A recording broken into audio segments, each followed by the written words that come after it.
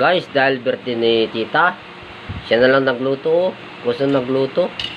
Yung mga iba na wala. Dahil hindi sila marunong magluto. Kaya ganun na lang ang ginawa niya. Oh. Kami na lang dalawang nagluto ba? Oh. Yan mo. Alaparupam. Haan. Kaya yung mga malapit sa tita ko, welcome po kayo. Happy birthday. Happy birthday sa iyo, tita. Ibak yun na kam. Salamat po. Oh, yun naman ang guys. Ito ay madigay, masinggil na ito yun eh. Ibagak kumakit.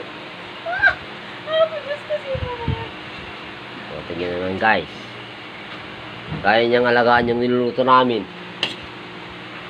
Sa asawa pa kaya? Hindi yan. Hindi raw. Hindi nyo naman. Lutong-luto na yung bihon guys. Kaya, yung mga malapit dyan, halin na kayo.